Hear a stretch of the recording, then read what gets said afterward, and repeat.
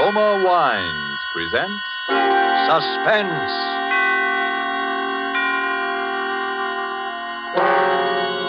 Roma Wines, made in California for enjoyment throughout the world. Salud. Your health, senor. Roma Wines toast the world. The wine for your table is Roma Wine, made in California for enjoyment throughout the world. This is the man in black, here for the Roma Wine Company of Fresno, California, to introduce this weekly half hour of Suspense. Tonight from Hollywood, Roma Wines bring you Mr. Sonny Tufts in a suspense play that tells of a murder in Boston and of perilous adventure in Vermont's snow-covered hills. And so with Cat and Mouse, and with the performance of Sonny Tufts as John Guthrie, an engineer, we again hope to keep you in suspense.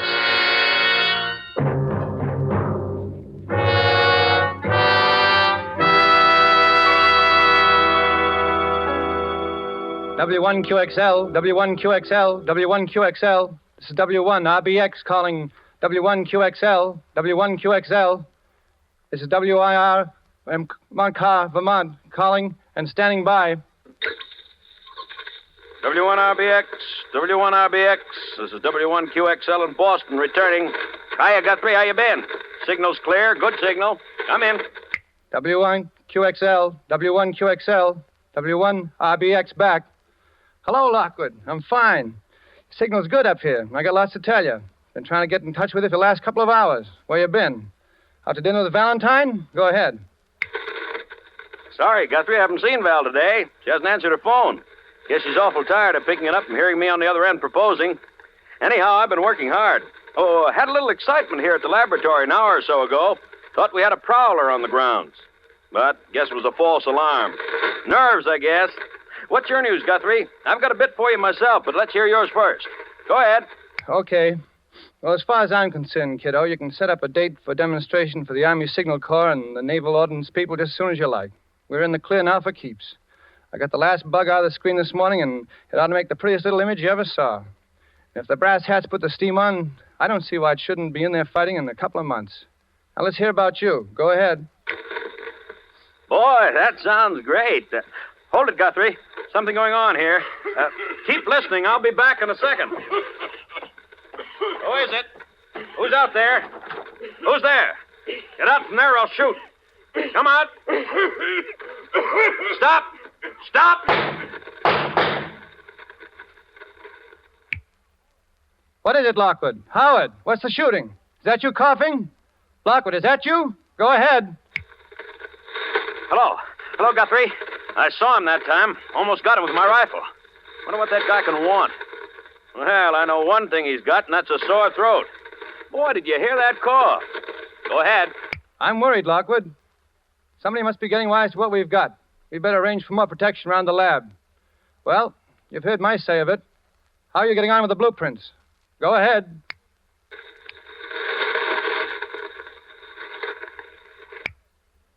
Did you hear me, Howard? Go ahead. W1QXL, W1QXL. What's happened? Come back in. Go ahead. Hello. This is W1QXL. I'm going away. I'm going skiing. I'm going skiing up in Sunbury, Vermont at the Phoenix Hotel. The Phoenix. Have you got that, Frank? Frank? What's all this about you going skiing? You've never been on skis in your life. Besides, I'm coming up to see you, and it's important.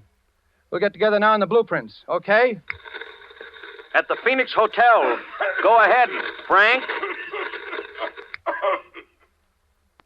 What's this gag calling me Frank? What's going on? I hear voices behind you. Sounds like interference. You all right? I say, are you all right? I'm leaving here for Boston in the morning. I'll bring the whole works.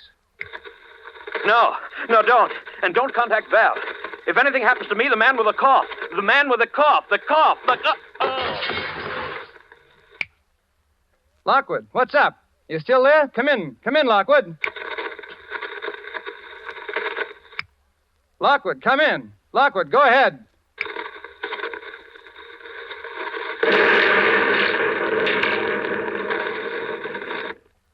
W1QXL, W1QXL. This is W1RBX calling. Go ahead. W1QXL. W1QXL. This is W1RBX. Go ahead.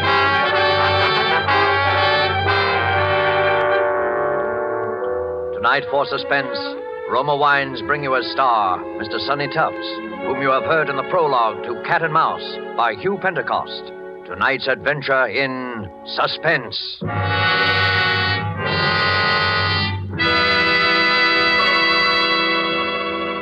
While the play's scene changes, let me describe another scene that might even now be taking place in the handsome cafe of the Hotel Nacional de Cuba in Havana. An American visitor has remarked to his Cuban host what great enjoyment the Cuban music and the dancing gives him. Gracefully, the Cuban host returns the compliment, saying, "But your United States makes us a gift that gives great pleasure on many occasions. Your superb wine from the choice wine districts of your California, your Roma wine." Yes, for a wine to give great enjoyment, it must have greatness of character, and it's this that has spread the fame of Roma wines to other lands. Why, otherwise, would these countries import Roma wines to be enjoyed as a rare luxury? How fortunate, then, are you who can enjoy any of the Roma wine's many different delicious wine types whenever you choose without additional charge for import duty, with no high shipping costs added to your small cost for Roma wines. Yet here is a quality so high it has won international recognition. Quality coupled with cost so modest that Roma wines are America's largest selling wines.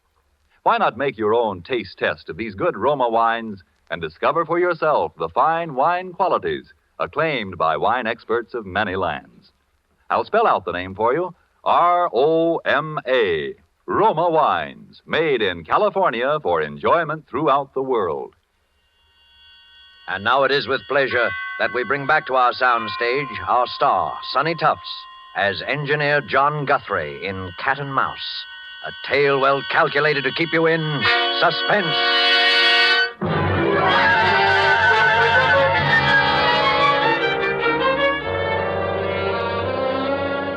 Well, that's about all the facts we know, Miss Ames. Yes? The bruises on Mr. Lockwood's head were a little hard to explain, as you pointed out. It was the explosion that killed him. That seems to be fairly... Dr. Vaughn, yes, the explosion may have been what actually was the final cause of his death. I take a doctor's word like you for that. But those marks and bruises, suppose he'd been beaten, hit over the head in order to make him... In order to make him what? I can't say any more, Dr. Vaughn. I don't know quite what I'm talking about anyhow, I guess. You see, Howard had been experimenting with something. He had a collaborator. Collaborator? Yes, I don't know who. Howard would never... Well, he used to talk to this other man on shortwave. They both had shortwave sets.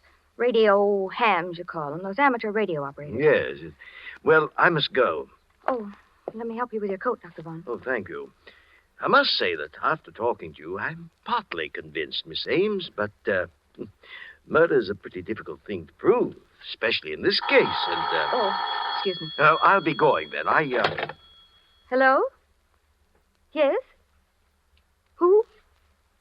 Mr. Guthrie. Well... Oh, I see. Well, if you were his friend, Where, in the drugstore? Yes, I'll wait. Just come right up to apartment 15E. Yes. Goodbye. Thank you again for your trouble, Dr. Vaughn. Well, please feel that you can call... Oh, I'll get you some water. No, don't bother. Too many cigars. Bad larynx. I'm awfully sorry. I'll say goodbye. Sure you're all right? No, it's perfect. Don't worry. I'll keep in touch with you, Miss Ames. Yes. Well, goodbye now.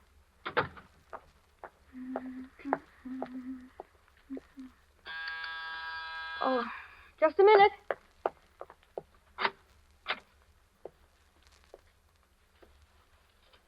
Hello. You must be Valentine Ames. Yes, I am. I'd recognize you anywhere. Well, just, are you Mr. Guthrie? Just throw your things in that chair there. You're just as I pictured you. Lockwood spoke of you so often. Howard spoke of me?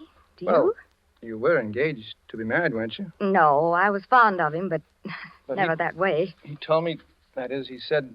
Then you were his collaborator. Oh, please, Mr. Guthrie, you can trust me. I need help. They all say his death was an accident. The coroner, the newspapers, the police. But I know it wasn't. How do they say it happened? Oh, an explosion in his laboratory. chemicals he was using in his experiments. Nonsense. Explosion. There wasn't anything more explosive in Lockwood's lab than a package of matches. Then you were his collaborator. Oh, please trust me. Lockwood was murdered. I know it. You think so, too, then? Yes. Well, then our job is to prove he was murdered. No, I'm sorry, Val. There's something more important that comes first. When they killed Lockwood, they stole half of our, well... Your invention? But half an invention is worthless. But I have the other half. In other words... Yeah. I'm next. We can count on that. But they don't know who you are. Maybe not yet. That was why Lockwood kept calling me Frank when he was talking to me near the end. He didn't want to give my name away to them. And you've no idea who they are? Just something we could start on? It was just one thing. That night, the night he was killed, we were talking in a shortwave, and he'd been bothered by a prowler. He spoke of it. Why, I even heard the fellow in the air. He was... Oh, that phone. Excuse me a second. Hello? Yes? Oh, Dr. Borbert. Yes, it's nice of you to call me back, and thank you so much for sending Dr. Vaughn to see me. He certainly is... Dr. Vaughn? But you sent him to see me about Dr. Lockwood. About Dr. Edwin Vaughn? You're positive? I see. Well, thank you anyway. Bye. What's up? Someone just before you came, and Dr. Edwin Vaughn said he was with the coroner's office. Called on me. And the coroner's office never heard of him. Is that it? Never. Uh-huh. Well, who was he? I mean, what did he look like? Would you recognize him if you saw him again? Well, he was just a middle-aged fellow. Poor man had a terribly bad cough, one of the really hacking coughs. A cough? Yes. It's the same one. He came to Howard's lab the night of the killing. I heard him. You're sure? Positive. You see, it fits. He was looking for me. Figured I'd come here to see you. He wants my half an invention. Well, Val, they need what I've got, and I've got to get back what they've stolen, so... Where are you going? Skiing. What? I'm going back to Vermont to go skiing. I'll send you a card from the Phoenix Hotel.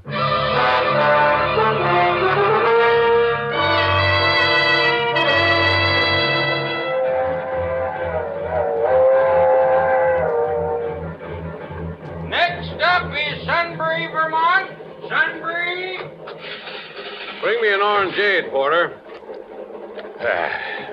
Well, hello. You're new up here.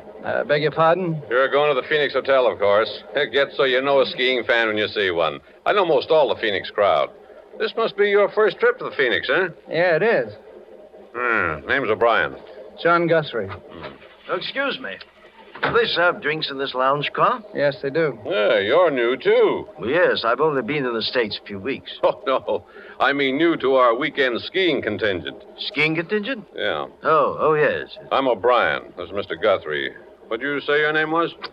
Well, Thanks, Porter, thanks. And bring me a couple more cigars, will you? Here, take one of mine while you're waiting, Mr. O'Brien. Oh, thank you. Now, that's what I like about the Phoenix crowd. They're sociable. Everybody pals with everybody else. Sounds very pleasant. Yes, I suppose so. Well, well, anyway, you wait. By Monday, everyone in the place will be calling you by your first name. Oh, really? Well, I guess I'd better be getting back to my compartment. Very happy to have met you, gentlemen. See you later. Weird duck. Unsociable like. Now, I always say, you take a fellow that won't mix. Be quiet a minute. What's the matter with you, Mr. Guthrie? You look like you'd seen a ghost.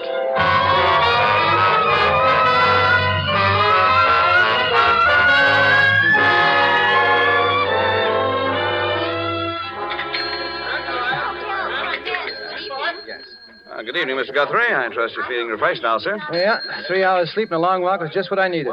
Any messages for me? No, sir. Good evening, Mr. O'Brien. Hello there, hello. Ah, there you are. I've been looking for you everywhere. Want to introduce you around to some of the folks here. Well, thanks, Mr. O'Brien. I would kind of like to get acquainted. Why, sure. Be sociable. You see the old lady in the wheelchair? That's Mrs. Garvey. Mrs. Garvey, eh? Yeah. They're new here, too. Legs paralyzed, poor soul. Always sits and knits. The husky man's her husband. Well, hello there, folks. Hello, Irishman. Well, Feels good here. so you're our newcomer. Only one of them, yeah. And this sweet soul, Mr. Guthrie, is Mrs. Garvey. Excuse my not shaking hands. I'm all tied up in this ball of wool. When you can't walk, you compensate by keeping the hands over busy. Well, it's very considerate of you to make me feel at home here, Mrs. Garvey and Mr. Garvey. Surprised a strong young man like you isn't in the army. Really, Daddy, you have to excuse him, Mr. Guthrie. Nosy and fresh. Well, there's no harm done. See, I'm an engineer, and they've deferred me. Theory is I'm doing my share as is, I suppose. Yeah. I'm a promoter myself. Here, Daddy. Hold out your hands. That's it. Now, don't wiggle or my wool will slip. And I'm not in the army because I'm too old. Took advantage of the over 38 law. I'm 59. He's a card, isn't he? Sure is. Just what is a promoter, Mr. Garvey? Careful, Daddy. Those knitting needles almost stuck you then. They're special needles, Mr. Guthrie. Sharp. Why, they could cut ice or pierce wood. Or kill a man. Yes. Yes, I'll be careful, Mother. So you're an engineer, Mr. Guthrie. I knew an engineer. Fine boy. Oh, I remember him. He was a dear boy. Anybody I know? No. I thought I'd try to get him to come up here. Was working on an experiment I was very much interested in. He wouldn't do business with me, though. Yeah? Now, bring your hands together, Daddy. That's a good boy. Fine. Daddy has such big, strong hands, yet they're so gentle. Well, the boy's dead now. Met with an accident, I think. Really? What did you say his name was? Howard Lockwood. Yes, Lockwood. He had a collaborator I've been trying to locate. He and I could really have a long talk. Say, by the way, Guthrie, have you seen that bird, the unsociable one we came up in the train with? No, I haven't. He's probably a big businessman. He seems so nervous. I tell you, it doesn't pay. Be sociable. Business can always wait. Definitely. When I see how little you fellas get out of life, I thank heavens I had the sense to retire. How long have you been retired, Mr. O'Brien? Be 4 years in June. You were in business for yourself? No, I was a professional man. Oh, I see. Medicine? No, detective. I was with the FBI.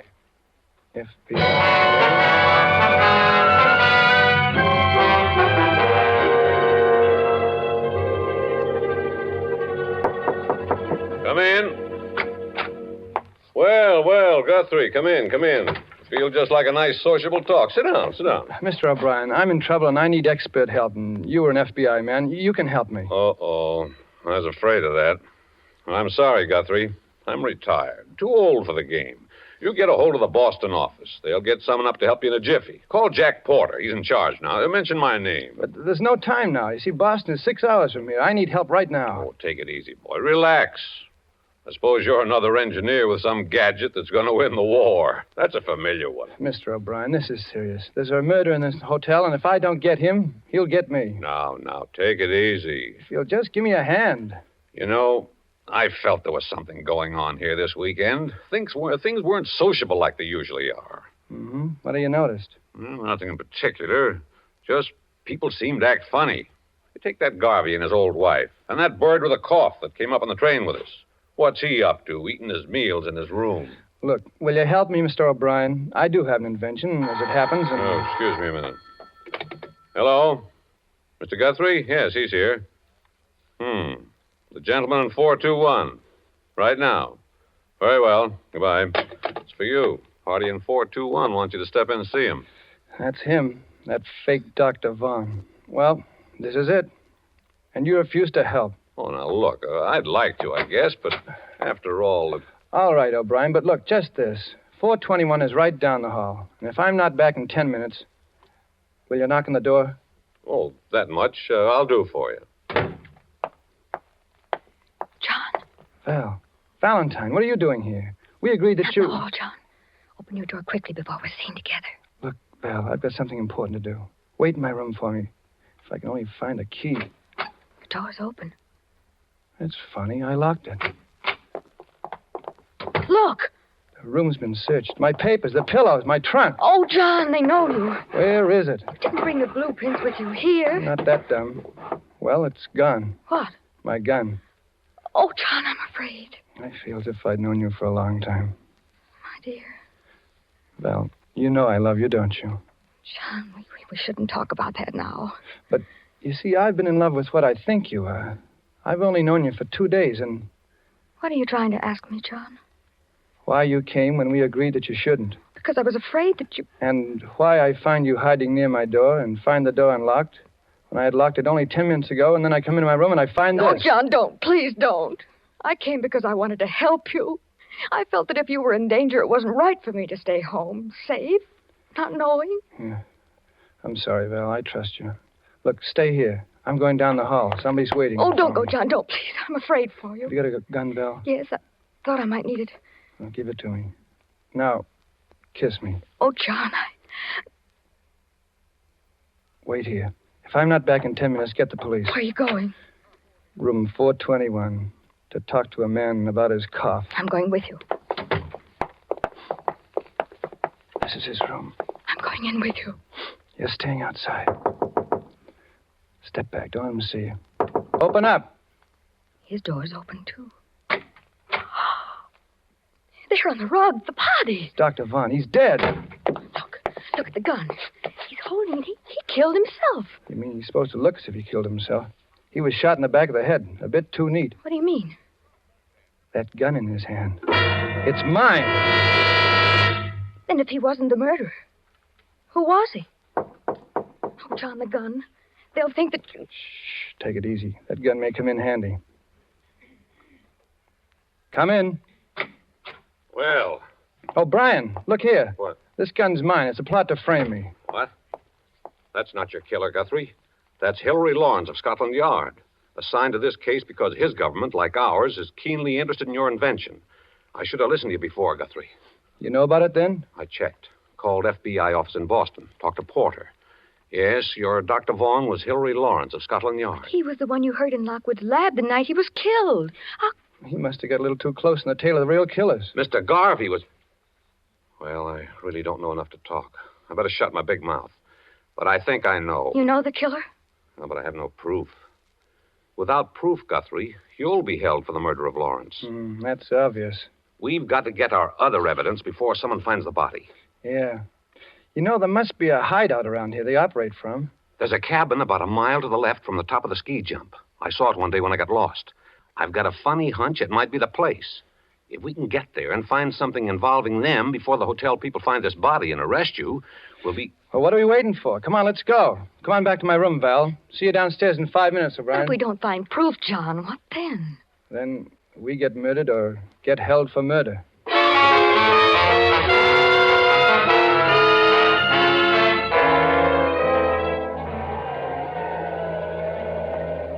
The cabin's dark. Yeah, one of these keys must fit. Ah, that one does it. Softly now. Mr. Guthrie, I'll take Miss Ames's gun. You're too impulsive. Thanks. Well, there's no one here. Draw the shade, please. I better keep a lookout on the road. Someone may come. That's a good idea. Now, this is what I call a real sociable evening. Look, a note. And it's addressed to me. Well, we're in the right place then. Read it. Guthrie, 200,000 in cash for your blueprints, and you can get the cash first, wherever you designate, with no questions asked as to what government gets them. Why those... Calmly, my boy. You don't have the prints here, do you?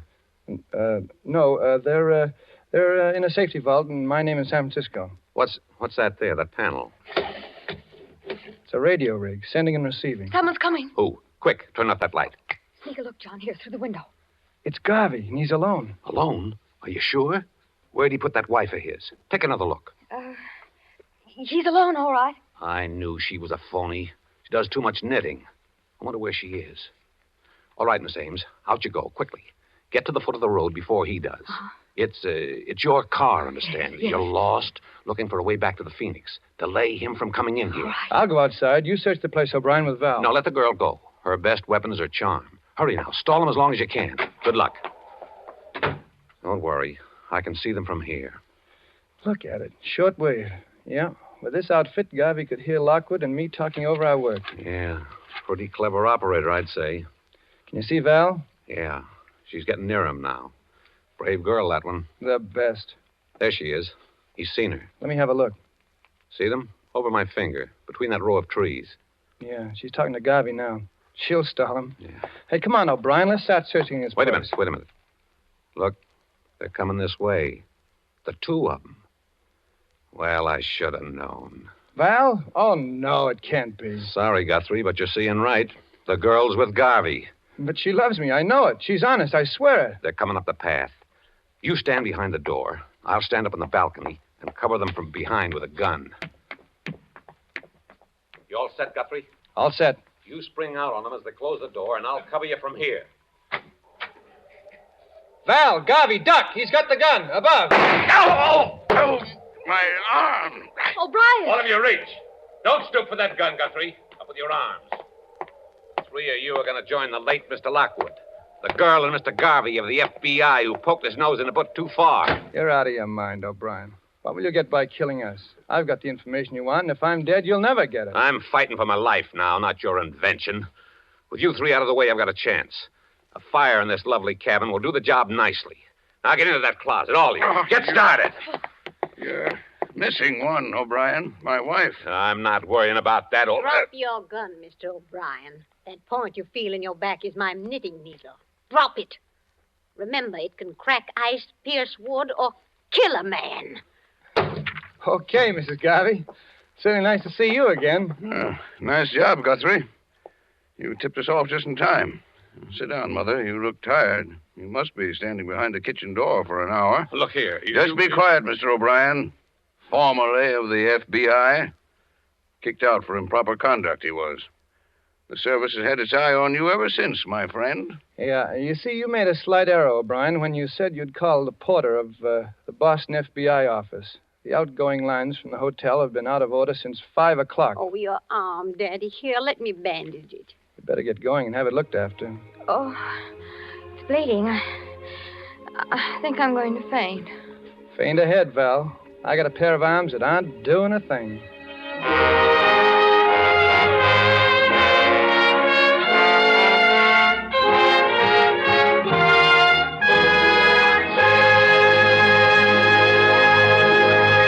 And so closes Cat and Mouse, starring Sonny Tufts, tonight's tale of Suspense.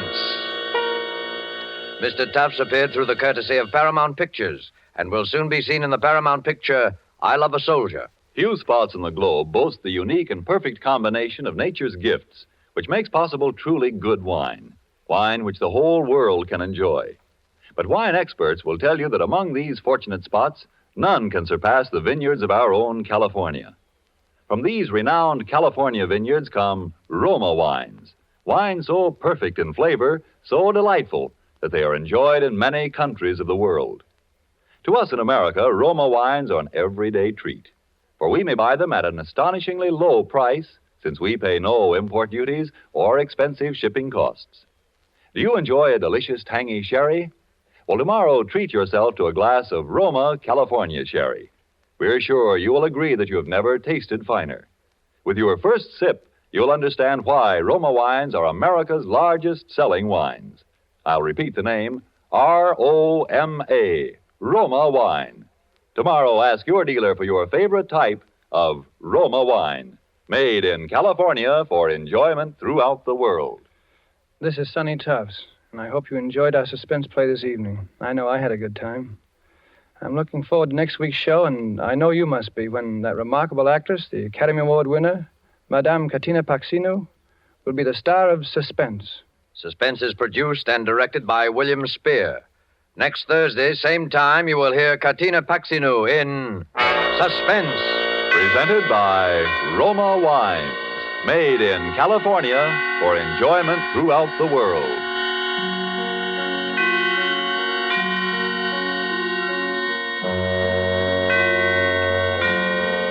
This is CBS, the Columbia Broadcasting